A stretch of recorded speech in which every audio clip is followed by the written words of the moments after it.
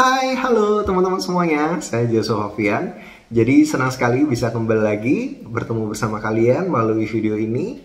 Dan kalau misalnya kalian menonton video ini berarti kalian sudah berlangganan di channel saya. Dan saya mengucapkan terima kasih banyak atas support kalian, atas partisipasi kalian. Dan semoga video-video yang bisa kalian tonton ketika kalian subscribe channel ini bisa bermanfaat khususnya buat hidup kalian supaya bisa jauh lebih baik teman-teman.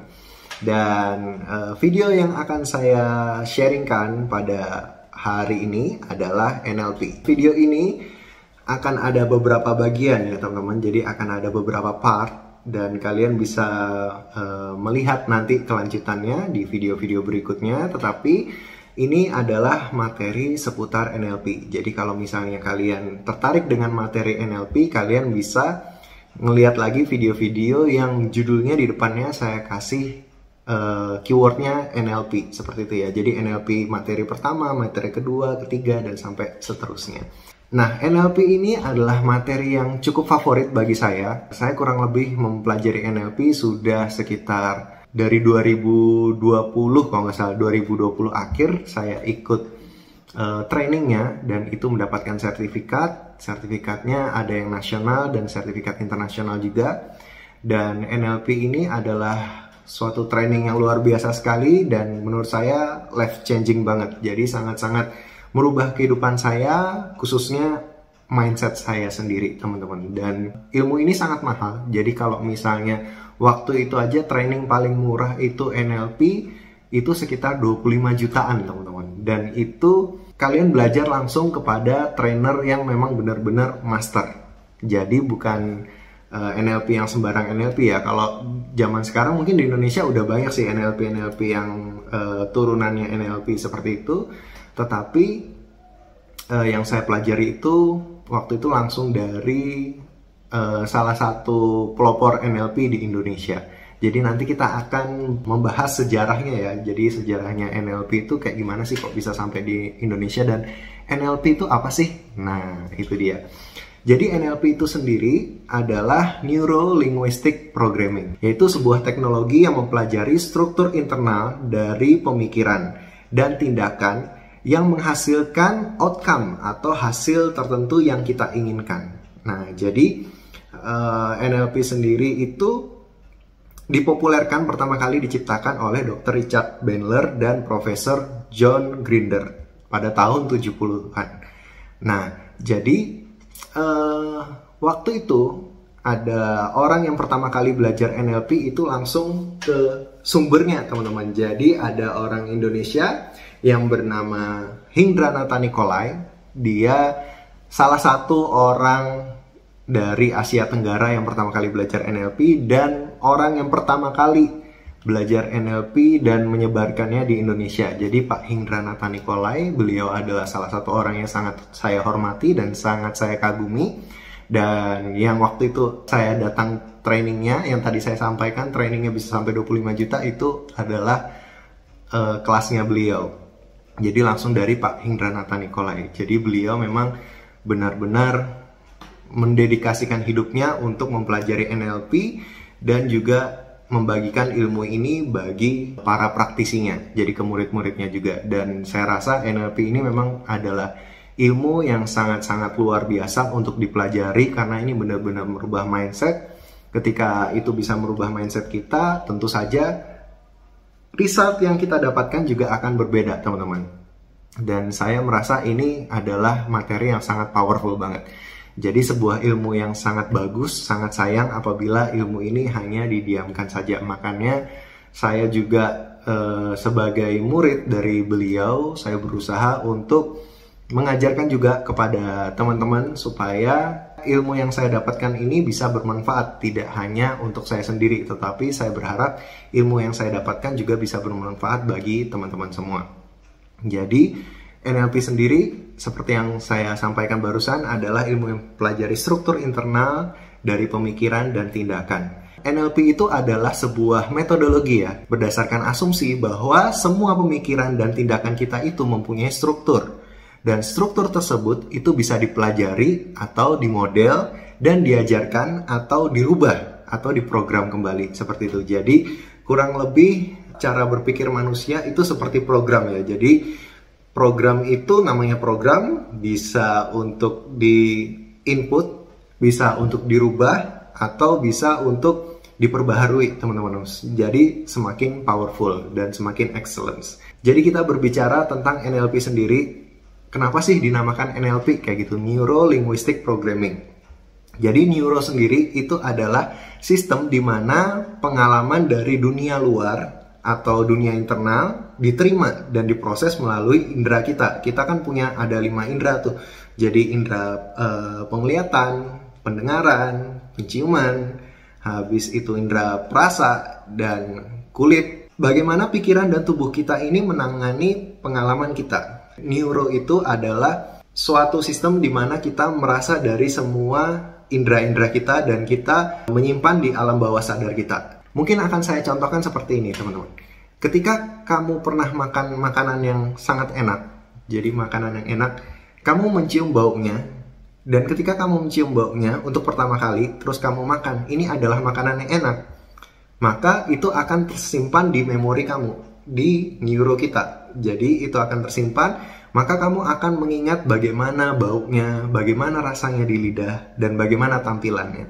Nah, ketika kamu melihat makanan yang sama, dan kamu mencium dari kejauhan, maka tanpa kamu mencicipi makanan tersebut, kamu sudah ada memori di alam bawah sadar kamu yang menyimpan bahwa, oh, makanan tersebut enak, karena kamu sudah punya pengalaman tersebut. Nah, itu ya kurang lebihnya neuro. Oke, lalu berikutnya kita akan membahas tentang linguistik. Linguistik itu adalah sistem bagaimana cara kita berkomunikasi. Komunikasi itu bisa melalui bahasa atau melalui nonverbal. Jadi komunikasi itu bisa melalui bahasa. Saya seperti saya berkata-kata saat ini, atau melalui nonverbal. Nonverbal itu bisa seperti gerakan. Jadi misalnya saja saya ingin menyuruh orang pergi, saya bisa katakan tolong pergi, atau saya bisa gerakan nonverbal. Atau misalnya saya berkata saya nggak mau, saya bisa lakukan. Nah, kurang lebih seperti itu ya. Jadi linguistik itu adalah sistem komunikasi kita, cara kita berkomunikasi, bisa itu baik verbal ataupun non-verbal. Lalu, linguistik itu di mana semua simbol-simbol dalam bahasa memberikan arti, serta mempengaruhi pikiran dan tubuh kita. Jadi, setiap hal yang kita komunikasikan, baik itu dari perkataan atau dari gerakan kita, itu memberikan arti bagi orang lain. Setiap orang lain akan memiliki tanggapannya masing-masing melalui linguistik kita. Ada orang yang mungkin ketika dia nggak seneng, dia akan bergaya seperti ini. Nah, kalau misalnya kita ngomong dengan orang yang seperti itu kan memberikan arti bahwa, oh, dia ini apa dia nggak suka sama saya, atau dia nggak suka apa yang saya sampaikan, kok baru ketemu aja udah kayak gini. Nah, contohnya kayak gitu ya. Jadi setiap gerak-gerik kita itu memberikan arti. Jadi nggak hanya melalui perkataan, tetapi perbuatan kita juga. Bahkan nggak hanya kalimat yang kita ucapkan, intonasi nada pun itu memberikan arti yang berbeda, teman-teman. Jadi kalau misalnya kita berkata pergi sana, nah beda kan dengan pergi sana. Jadi intonasi nada itu bisa membuat orang salah paham juga. Jadi kadang kalau orang disuruh makan, ayo makan yuk. Nah, tapi beda kalau misalnya orang, ayo makan yuk. Nah, itu kan kesannya jadi beda kan. Yang satunya agak lemah lembut, satunya kesannya kayak, oh marah nih, ini harus segera nih, kalau nggak makan nih bisa-bisa digampar nih gitu. Jadi setiap gerak-gerik kita, apa yang kita ucapkan, pilihan kata, pilihan intonasi, pilihan gerakan itu sangat berarti, memiliki arti yang berbeda-beda.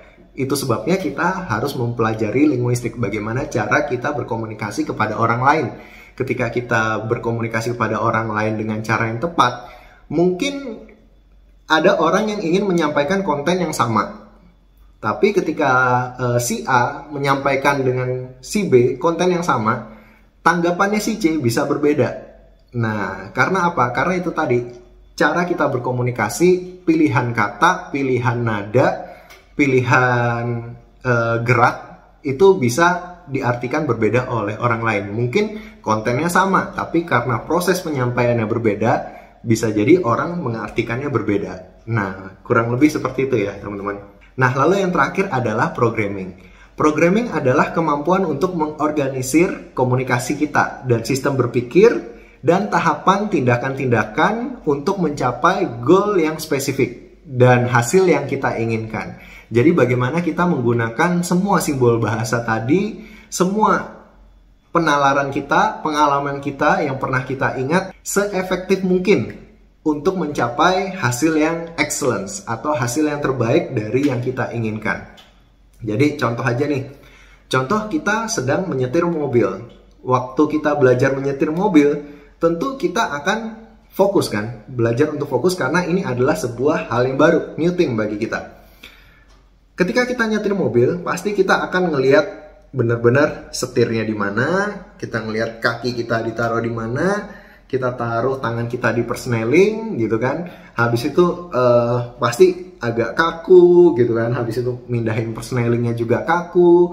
Terus kadang nginjak remnya masih gitu kan. Masih kasar banget kalau waktu nginjak remnya.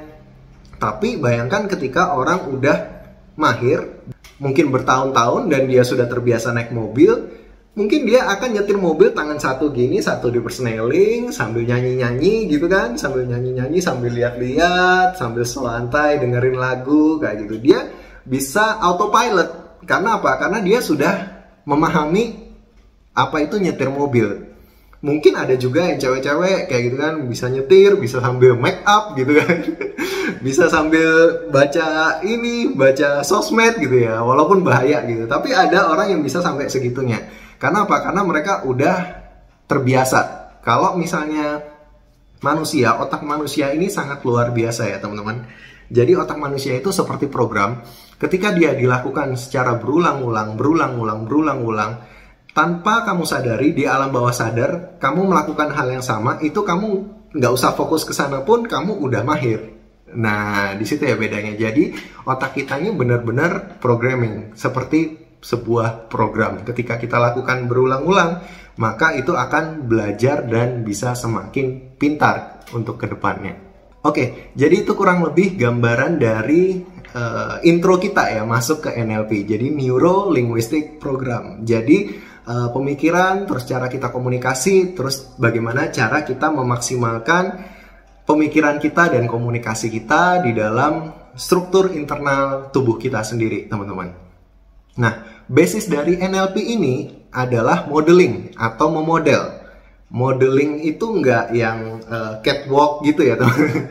Jadi modeling itu adalah kita observasi sesuatu. Jadi kita memodel sesuatu. Contoh memodel sesuatu itu yang bisa kita contoh, misalnya kita ingin modeling seseorang. Jadi contohnya aja, saya ingin bisa pandai berkata-kata. Nah, maka saya akan melihat siapa kira-kira tokoh yang pandai dalam menyampaikan sesuatu.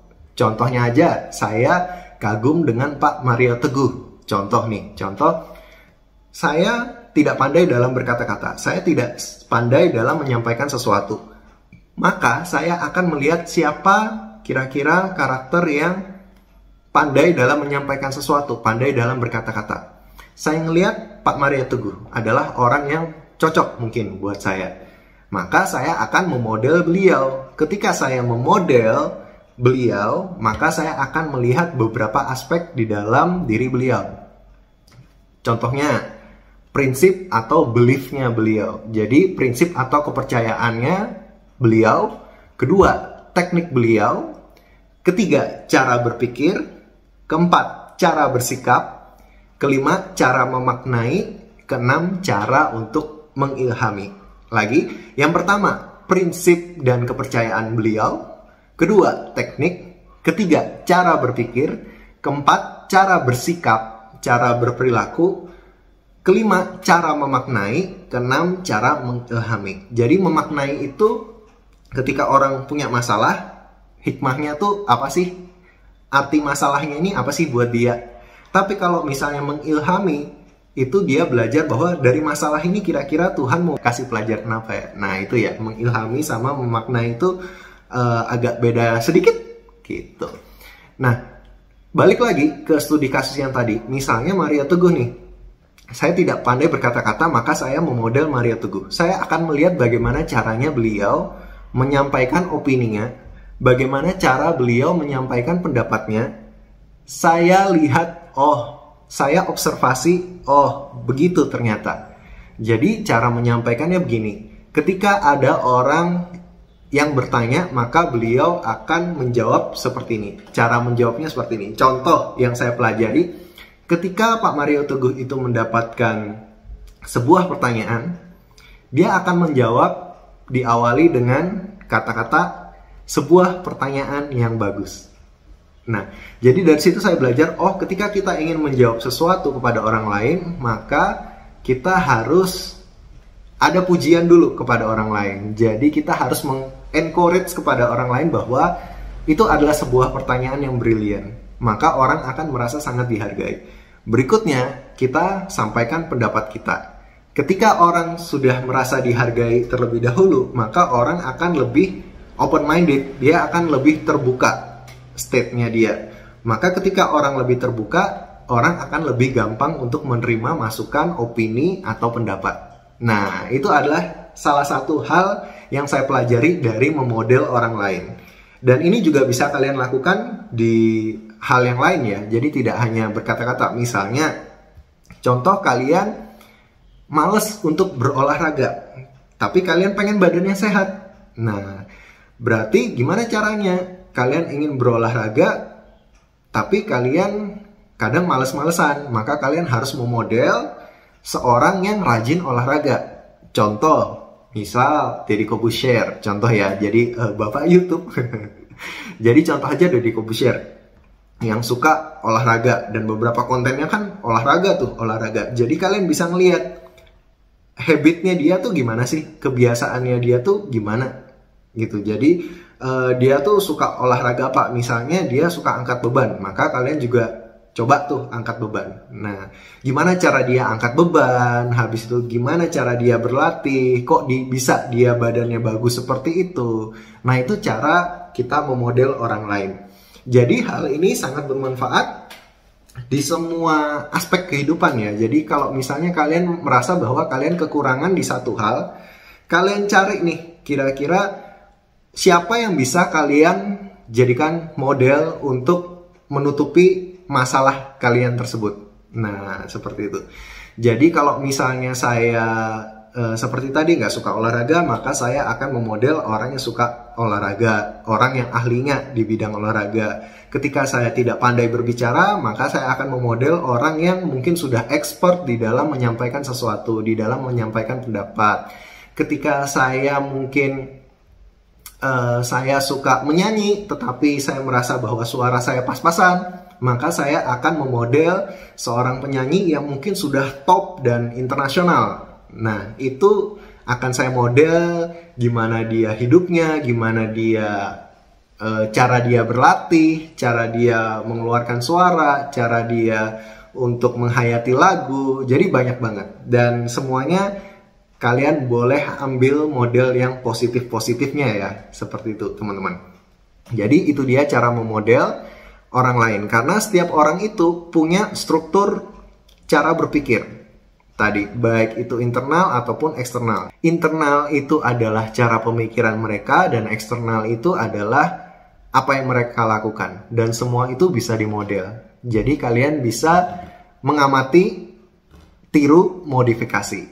Jadi kalian bisa mengaplikasikan orang lain di dalam kehidupan kalian. Bukan berarti kalian tidak menjadi diri kalian sendiri, tetapi kalian berusaha untuk mengambil hal yang positif di orang lain untuk menambahkan value lebih tersebut ke dalam value kalian, sehingga value kalian ini bertambah.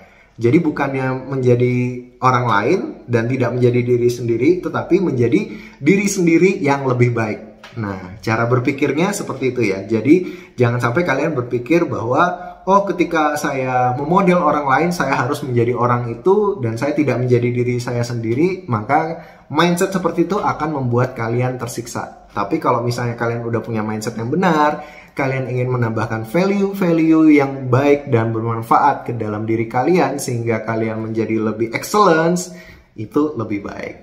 Nah, oke teman-teman sekalian. Jadi dari NLP ini tadi sebenarnya kita belajar bahwa semua orang itu memiliki struktur pemikiran masing-masing.